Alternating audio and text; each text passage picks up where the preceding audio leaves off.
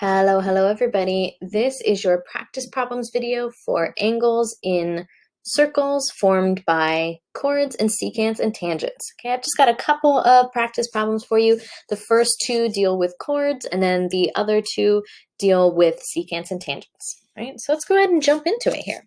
Okay, so my first question here is I have this lovely figure right here, and I want to know what this angle measurement is.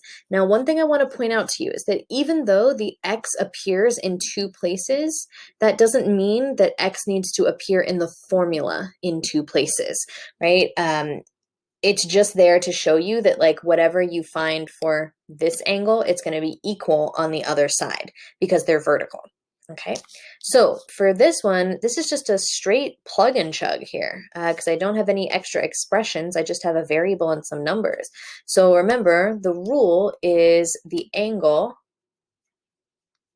is equal to 1/2 of the first arc, arc 1, plus arc 2. Okay, so in this one, I have my angle is x, so that's what I'm looking for, equals 1/2. Arc number 1 is 70 plus arc number 2 is 110, right? Because you can see how you have the angle here, right? And it intercepts that 70 degrees, and then this one over here comes in to intercept the 110 degree arc. Now, a question that I get a lot is, does it matter which one I label as arc 1 and which one I label as arc 2? No, it definitely does not matter because you are adding the arcs anyway, so it doesn't matter what order you add them, right? You're going to end up with the same answer. When we get down to the problems with secants and tangents, it will matter because you're subtracting rather than adding. Okay, so since my variable is already by itself, this is not a solving problem necessarily, right? This is just an order of operations problem where I have to follow my order of operations to reduce this in order to get the answer. So I have 1/2 of, then 70 plus 110 is 180. Okay, and then 180 divided by 2 is 90. Okay, so it's as simple as that, right? So that angle is 90 degrees. Okay. Right?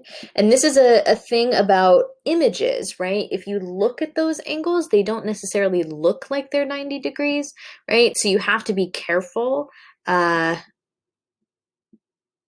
like when you're going through and solving these things, make sure that you know the figures are not necessarily to scale, right? It's all about the math that you do, okay? All right, so let's look at number 8.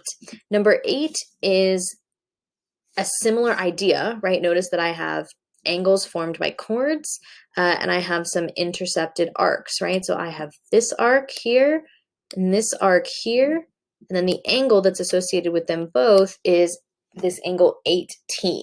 So we're still going to use this equation, the angle equals 1/2 arc 1 plus arc 2, but because I have some more variables and expressions, this one is going to take me a little bit longer to solve, and I'm going to have to use my algebra skills.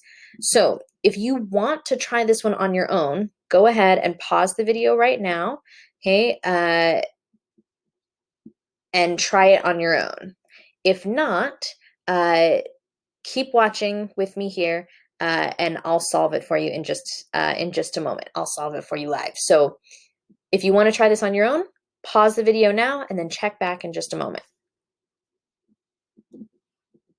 All right, so I'm assuming that if you're still watching, that you wanted me to work this one live for you to follow along with me, or you've come back from trying to solve it on your own to see how you did. All right, so let's see if we can solve this one.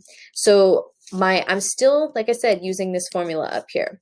So my angle is 8t equals 1/2 of, and then I'm going to add my arcs. So I have 3t plus 2 plus 15t minus 14.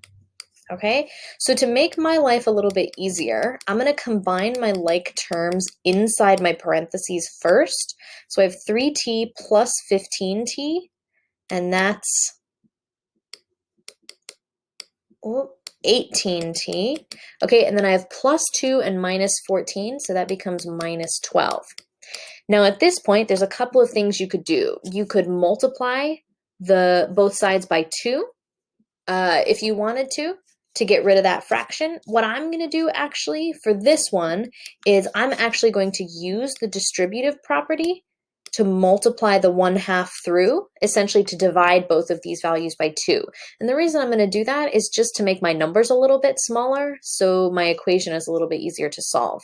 The reason I'm choosing this method rather than the multiplying by 2 is because I actually can divide both of these values, right, the 18 and the 12 by 2. So that's why I'm using this. So I end up with 8t equals 18 divided by 2 is 9, so 9t minus, okay, and then 12 divided by 2 is 6, all right? And now this becomes just a couple step algebra equation to solve. So what I'm going to do is I'm going to move and subtract the 9t over to the other side. Oops. So I have 8 minus 9, which is -1. So negative t equals -6. So remember, because I didn't move the 6, the negative sign that's in front of it, the minus sign, has to stay attached to it. Okay? And so in order to get rid of the negative sign in front of my t, I'm going to divide by -1. So I get that t is equal to 6. You could have done this a slightly different way than I did. You could have added the 6 over to the other side and then subtracted the 8t. You would have ended up with the exact same answer. All right? Okay, so let's take a look at these last two, right? So these first two, like I said, we're dealing with the chord equation. These two are going to deal with the secant tangent equation. So just to remind you what those equations are, okay, so the equations are that the angle, whoops, okay, that the angle is equal to 1/2 of the big arc minus the small arc. Okay, and for tangents,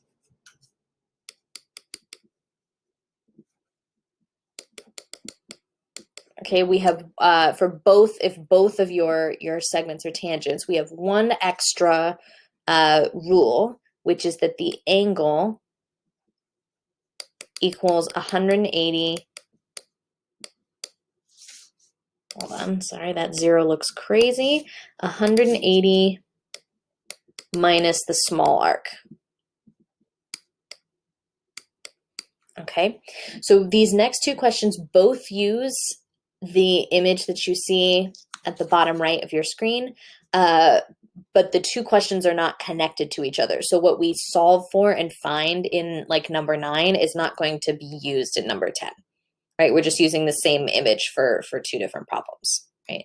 Essentially, when we get to number 10, it'll be like a reset of the numbers that we have, okay? So let's go ahead and see if we can solve this first one. So this says, the measure of angle NPQ is 48. So N, oh my gosh, sorry, my mouse slipped there. Okay, so NPQ is this angle here. Okay, so this angle is 48 degrees. Okay, and then they said arc QR, so from here to here, is 30 degrees, right? We want to know how big is arc QN. Okay, so that's what I'm looking for. All right, so for this one, because both of these are not tangents, right? I have to use this top equation here, this guy right here. So that's what I'm going to do. So I'm going to plug things in exactly as I have them. So the angle is 48. So I have 48 equals 1/2 parentheses, and then my big arc is x minus, and my small arc is 30.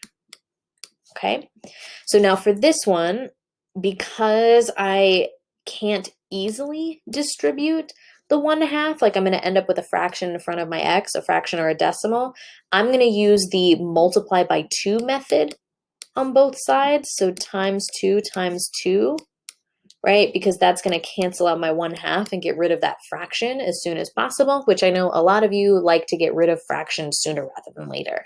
Okay, so I have 48 times 2 is 96, and that equals x minus 30. So I'm just going to add 30 to both sides, plus 30 plus 30. So you end up with x is equal to 126 degrees. Okay? And so that's it for that first one. Okay. So give me one sec. Let me do some erasing here. So kind of reset our image for the next problem. Okay, so that next problem says angle or arc MNQ. So notice MNQ is a major arc. So remember when you're labeling arcs, label them the same way or trace them the same way that you would angles, right? And just follow along, right?